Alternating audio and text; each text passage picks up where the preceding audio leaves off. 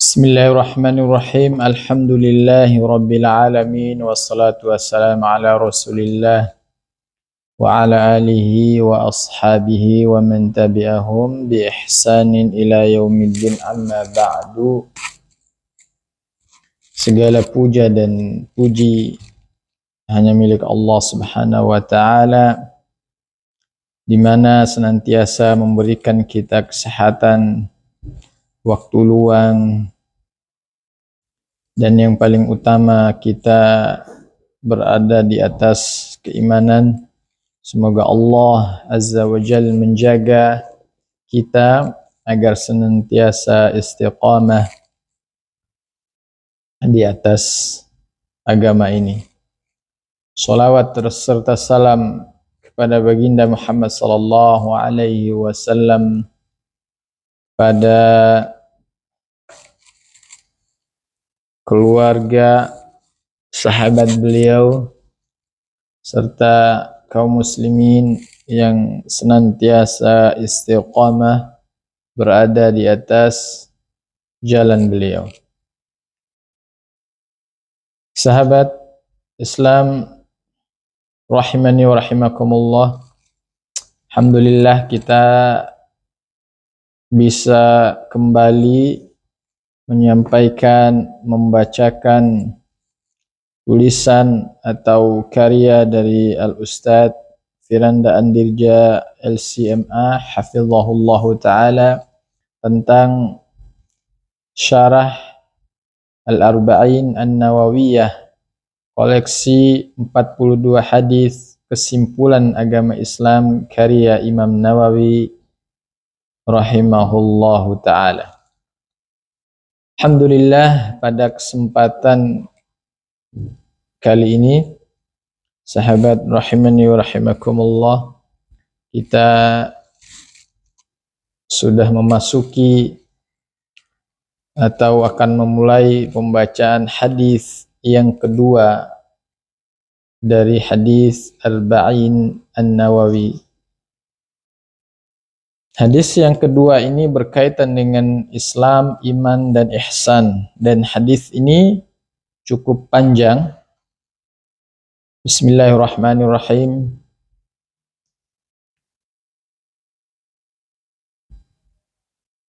An Umar radhiyallahu anhu,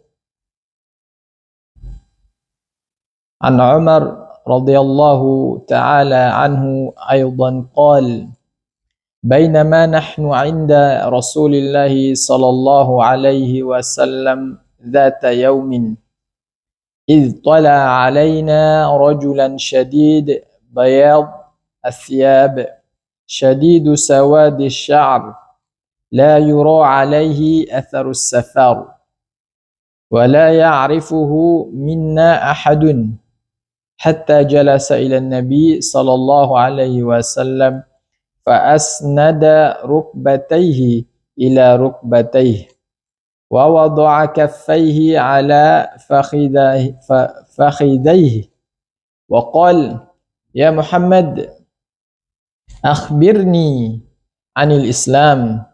فقال رسول الله صلى الله عليه وسلم: الإسلام أن تشهد أن لا إله إلا الله وأن محمد رسول الله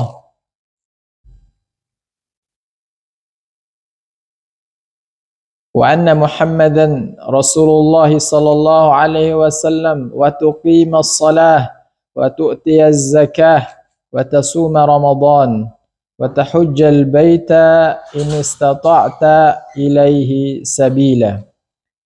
قال: صدقت. قال: فأجبنا له يسأله ويصدقه. قال: فأخبرني عن الإسلام عن الإيمان.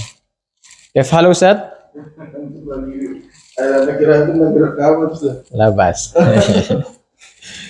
تفضل أستاذ. قال: صدقت. قال: فأجبنا له يسأله ويصدقه. قال: فأخبرني عن الإيمان. قال: أن تؤمن بالله وملائكته wa kutubihi wa rusulihi wal yaumil akhir wa tu'mina bil qadari khairihi wa syarrihi. Qal sadaqta. Qal fa akhbirni anil ihsan. Qal an ta'budallaha ka'annaka tarahu fa in lam takun tarahu fa innahu yarak. Qal fa akhbirni anis sa'ah. Qal mal mas'ulu anha bi'a'lama minas sa'il. Qal fa akhbirni an amaratiha. Qal an talidal amatu rabbataha wa an taral hufata al-urah al-alah ri'a asy-sya'i yatatawaluna fil bunyan. Qal thumma talaq falabistu maliyan thumma qala li ya Umar atadri manis sa'il. Qultu Allahu wa rasuluhu a'lam. Qal fa innahu Jibril atakum yu'allimukum dinakum. Dari Umar bin Al-Khattab radhiyallahu anhu, beliau berkata, suatu ketika kami para sahabat duduk di dekat Rasulullah sallallahu alaihi wasallam, tiba-tiba muncul kepada kami seorang lelaki yang sangat putih bajunya dan rambutnya yang amat hitam. Tak terlihat padanya tanda-tanda bekas perjalanan. Dan tak ada seorang pun di antara kami yang mengenalnya. Ia segera duduk di hadapan Nabi, lalu lututnya disandarkan kepada lutut Nabi dan meletakkan kedua tangannya di atas kedua paha Nabi. Kemudian ia berkata, "Hai Muhammad, beritahukan kepadaku tentang Islam." Lalu Rasulullah sallallahu alaihi wasallam menjawab, "Islam adalah engkau bersaksi tidak ada yang berhak diibadahi dengan benar melainkan hanya Allah, dan sesungguhnya Muhammad adalah Rasul Allah. Menegakkan salat, menunaikan zakat, berpuasa di bulan Ramadan, dan engkau menunaikan haji ke Baitullah jika engkau mampu." Lelaki itu berkata, "Engkau benar." Maka kami heran, ia yang bertanya, ia pula yang membenarkannya. Kemudian ia bertanya lagi, "Beritahukan kepadaku tentang Islam." Lalu Nabi sallallahu alaihi wasallam menjawab tentang iman. Iman adalah engkau beriman kepada Allah, malaikatnya, kitab-kitabnya, para rasulnya, hari akhir, dan beriman kepada takdir Allah yang baik dan yang buruk. Ia berkata, "Engkau benar." Lalu dia bertanya lagi, "Beritahukan kepadaku tentang ihsan." Lalu Rasulullah sallallahu alaihi wasallam menjawab, "Engkau beribadah kepada Allah seakan-akan engkau melihatnya, walaupun engkau tidak melihatnya, sesungguhnya dia melihatmu." Lelaki itu berkata lagi, "Beritahukanlah kepadaku kapan terjadi kiamat." Nabi sallallahu alaihi wasallam menjawab, "Yang ditanya tidaklah lebih tahu daripada yang bertanya."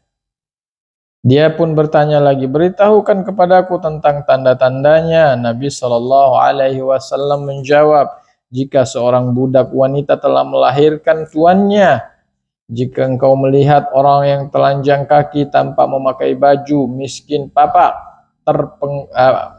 serta pengembala kambing telah saling berlomba dalam mendirikan bangunan megah yang menjulang tinggi."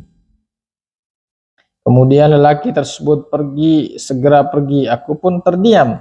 Sehingga Nabi bertanya kepadaku, "Wahai Umar, tahukah engkau siapa yang bertanya tadi?" Aku menjawab, "Allah dan Rasulnya lebih mengetahui."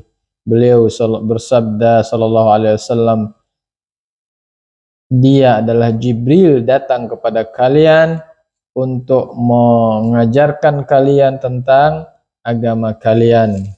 Hadis riwayat Muslim nomor 1. Sahabat rahimani wa rahimakumullah.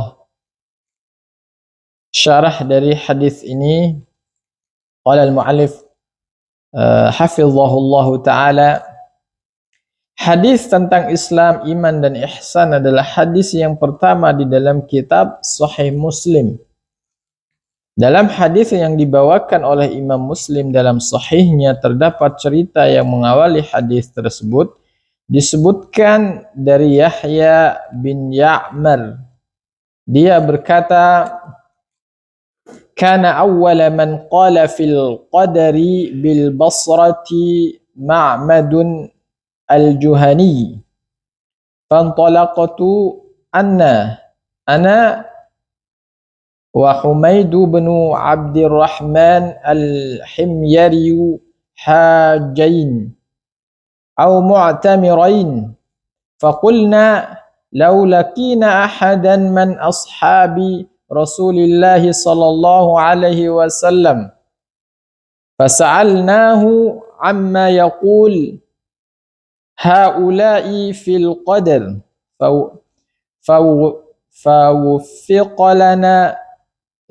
فوفق لنا عبد الله بن عمر بن الخطاب داخل المسجد فاكتنفته أنا وصاحبي أحدنا عن يمينه والآخر عن شماله فظننت أن صاحبي سيكيل الكلام إلي فقلت أبا عبد الرحمن إنه قد ظهر قبلنا ناس يقرؤون القرآن ويتقفرون العلم وذكر من شأنهم وأنهم يزعمون أن لا قدر وأن الأمر أنف قال فإذا لقيت أولئك فأخبرهم أني بريء منهم وأنهم براء مني والذي يحلف به عبد الله بن عمر لو أن لأحدهم مثل أحد ذهبا فأنفقه ما قبل الله منه حتى يؤمن بالقدر حدثني أبي عمر بن الخطاب. Mu'alif, orang yang pertama kali berbicara masalah takdir di kota Basrah adalah Ma'bad al-Juhani. Aku dan Humaid bin Abdurrahman al-Himyari pergi untuk berhaji dan umrah. Ya, kami lalu bergumam, jika nanti kami bertemu dengan salah seorang sahabat Rasulullah SAW, maka akan kami tanyakan kepadanya tentang apa yang dikatakan oleh orang-orang seputar takdir. Lalu Allah menakdirkan kami bertemu dengan Abdullah bin Umar ketika ia akan masuk ke dalam masjid, sehingga aku dan sahabatku itu mendekatinya. Aku mengira sahabatku akan mewakilkan pembicaraan itu kepadaku. Maka aku pun berkata, wahai Abu Abdurrahman, di antara kami telah muncul orang yang membaca Al-Quran dan tekun dalam menuntut ilmu, namun mereka meyakini bahwa tidak ada takdir dan sesuatu itu terjadi begitu saja tanpa ada campur tangan takdir. Ibnu Umar lalu berkata, jika kalian berjumpa dengan mereka, maka katakanlah bahwa aku berlepas diri dari mereka dan mereka juga berlepas diri dariku. Dan demi zat yang Abdullah bin Umar bersumpah dengannya, sekiranya mereka memiliki emas sebesar gunung Uhud, lalu mereka menginfakkannya, maka Allah tidak akan menerimanya hingga mereka beriman dengan takdir. Kemudian ia berkata, Umar bin Khattab menceritakan kepadaku, ia berkata, ini hadis Muslim nomor 8. Qala al-mu'allif hafizahullahu ta'ala, jika kita perhatikan, Ibnu Umar menyebutkan hadis dari ayahnya ini disebabkan karena ada bidah qadariyah yang muncul di zamannya di daerah Basrah. Bidah tersebut dibawa oleh seorang yang bernama Ma'bad al-Juhani.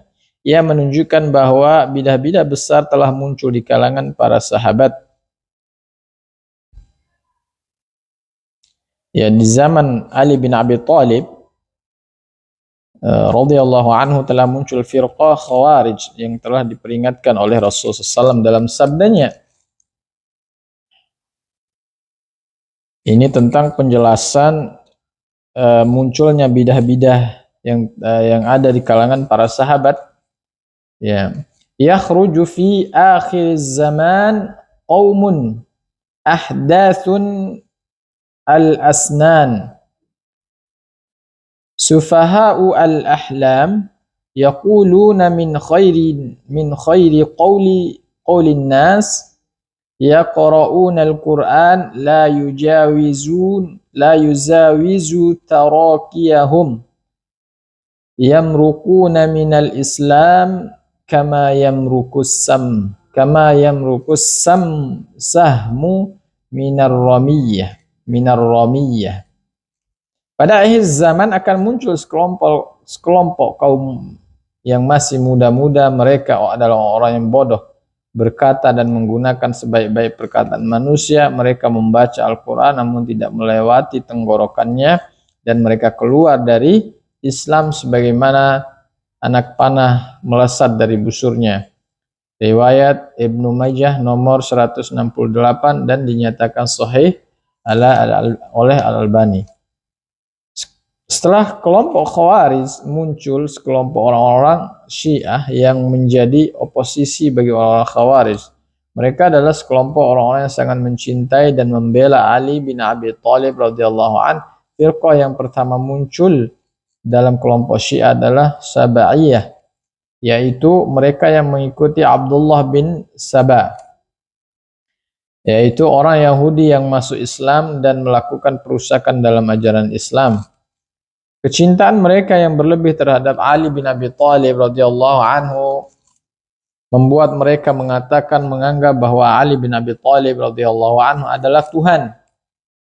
Karena itu Ali bin Abi Thalib radhiyallahu anhu murka kepada mereka dan menyuruh mereka untuk bertaubat, bahkan mengancam untuk membunuh mereka. Akan tetapi mereka tetap enggan untuk bertaubat dan tetap menganggap Ali adalah Tuhan. Akhirnya Ali bin Abi Thalib radhiyallahu anhu kemudian menyalakan api. Dalam sebagian riwayat disebutkan, inni idza ra'aitu amran munkaran ajaztu nari wa da'autu kundara. Jika aku melihat suatu perkara yang sangat mungkar, maka aku pun menyalakan api dan memanggil kundar. Akhirnya Ali bin Abi Thalib radhiyallahu anhu membakar orang yang menganggapnya sebagai Tuhan. Hal ini karena mereka dianggap telah murtad, dan orang yang murtad hukumnya dibunuh sebagaimana sabda Rasulullah SAW, man baddala dinahu faqatuluh. Barang siapa yang mengganti agamanya maka bunuhlah. Hadis riwayat Bukhari nomor 3017. Tatkala Ali bin Abi Thalib radhiyallahu an akan membakar mereka, ternyata mereka semakin yakin bahwa Ali bin Abi Thalib adalah Tuhan, karena mereka berdalil dengan sabda Rasulullah SAW, la yu'adzibu bin nari illa rabbun nar. Tidak ada yang menyiksa dengan api kecuali Tuhan pencipta api. Sikap yang ditempuh oleh Ali bin Abi Thalib ini diingkari oleh Ibnu Abbas radhiyallahu anhuma. Meskipun Ibnu Abbas radhiyallahu anhu setuju untuk membunuh mereka, akan tetapi beliau mengingkari dengan cara dibakar. Hal ini karena menyiksa dengan membakar adalah dilarang dalam Islam.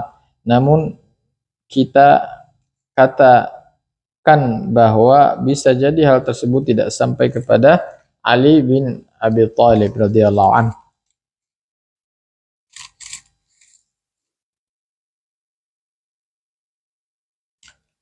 Setelah Syiah muncullah Qadariyah yang dibawa oleh Ma'bad al-Juhani di Basrah. Qadariyah adalah sekelompok orang yang mengingkari takdir. Mereka meyakini bahwa setiap kejadian terjadi tanpa ditakdirkan terlebih dahulu. Setelah itu muncul bidah Mu'tazilah di zaman tabi'in. Bidah ini diusung oleh Wasil bin Atha, murid dari Al-Hasan Al-Basri rahimahullahu taala. Dikisahkan bahwa suatu ketika Hasan Al-Basri rahimahullahu taala ditanya tentang hukum perilaku dosa-dosa besar. Ketika Al-Hasan Al-Basri hendak menjawab, tiba-tiba Wasil bin Atha menyelaknya dengan mengatakan bahwa pelaku dosa besar tidak beriman dan tidak kafir. Dia hanya berada di antara keduanya, antara iman dan kufur. Setelah itu Wasil bin Atha keluar dari Masjid Al-Hasan Al-Basri dan mulai membuat majelis sendiri. Inilah awal munculnya Mu'tazilah. Saat Wasil bin Atha memulai majelis sendiri, ada orang yang bernama Amr bin Ubaid yang terpesona dengan Wasil bin Atha sehingga dia pun gabung dalam majelis Wasil bin Atha. Amr bin Ubaid adalah orang yang sangat zuhud, rajin beribadah dan suka menangis. Dengan bergabungnya Umar bin Ubaid, akhirnya kelompok Mu'tazilah semakin tersebar. Hal ini dikarenakan banyak orang-orang yang terpesona dengan Amr bin Ubaid karena melihat kejuhudan dan rajinnya dia beribadah, padahal akidahnya menyimpang. Inilah 4 kelompok besar yang disebutkan oleh para ulama sebagai sumber firqah-firqah yang ada saat ini. Oleh karenanya Abdul Qahir Al-Baghdadi dalam kitabnya Al-Firaq Baina Al-Firaq tatkala membahas hadis iftiraqul ummah, beliau menjelaskan bahwa 72 golongan yang sesat diancam neraka oleh Allah Azza wa Jal, terdiri atas firqah-firqah induk di atas, yakni Khawarij, Syiah, Qadariyah, dan Mu'tazilah. Dalam kitab tersebut, beliau juga menyebutkan pecahan dan firqah-firqah induk tersebut, meskipun sebagian para ulama tidak menyetujui pembagian ini dan yang sesat, dan yang lebih mementingkan membahas tentang golongan yang selamat daripada golongan yang sesat. Akan tetapi kita katakan bahwa ini adalah ijtihad beliau. Kita lanjutkan ke tatkala disampaikan kepada Ibnu Umar radhiyallahu anhuma bahwa ada sekelompok orang yang menolak takdir, maka Ibnu Umar radhiyallahu anhuma mengatakan,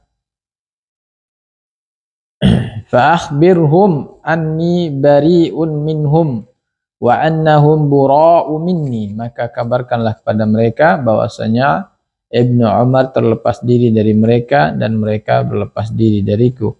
Perhatikanlah pula apa yang dikatakan Yahya bin Ammar bin Ya'mar tatkala menjelaskan sifat-sifat kelompok Qadariyah. Beliau mengatakan, "Annahu qad dhahara kibalana nasun yaqra'una al-Qur'an wa yataqaffaruna al-'ilm wa dhakara min sya'nihim wa annahum yaz'umuna an la qadara wa anna al-amr unufun."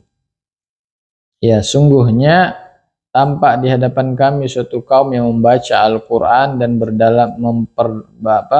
berdalam-dalam tentang ilmu, lalu mengklaim bahwa tidak ada takdir, ya, dan perkaranya adalah baru, tidak didahului oleh takdir dan ilmu Allah. Yahya bin Ya'mar menyebutkan bahwa orang-orang Qadariyah adalah orang yang gigih dalam menuntut ilmu, akan tetapi mereka lebih mengedepankan akal kepada mereka sehingga mereka menolak takdir. Orang-orang yang belajar dengan hanya mengandalkan akal dan menolak dalil, maka dia akan terjerumus dalam penolakan terhadap ayat-ayat Allah dan hadis-hadis Rasulullah sallallahu alaihi wasallam. Yahya bin Ya'mar juga menyebutkan bahwa mereka adalah orang-orang yang gemar membaca Al-Quran. Oleh karena itu, jangan disangka bahwa ahli bidah tidak membaca Al-Quran. Mereka membaca Al-Quran, namun bacaan Al-Quran mereka tidak dijadikan dalil, ya, bahkan mereka menolaknya dengan menggunakan akal mereka. Mereka terlalu dalam ya, terlalu berdalam-dalam dengan tentang ilmu, namun pada ranah yang dilarang oleh Nabi, yaitu berdalam-dalam tentang takdir yang terkait dengan hikmah-hikmah Allah. Dalam pembahasan takdir banyak perkara-perkara yang tidak bisa dijangkau oleh akal kita. Sahabat rahimani wa rahimakumullah, mu'alif melanjutkan, mu'alif hafizahullah ta'ala melanjutkan, dan juga banyak pertanyaan-pertanyaan atau teka-teki yang tidak bisa dijawab. Sikap yang benar dalam menghadapi hal seperti ini adalah menundukkan akal dan beriman kepada takdir Allah Azza wa Jal. Sahabat rahimani wa rahimakumullah, insyaallah ta'ala kita akan melanjutkan pada kesempatan yang lainnya. Kita akhiri sampai di sini poin pertama atau syarah pertama dari hadis yang kedua. Ya, kita akhiri dengan doa kafaratul majlis. Subhanakallahumma wa bihamdika asyhadu an la ilaha illa anta astaghfiruka wa atubu ilaik. Wassallallahu ala nabiyyina wa barika wasallam. Assalamualaikum warahmatullahi wabarakatuh.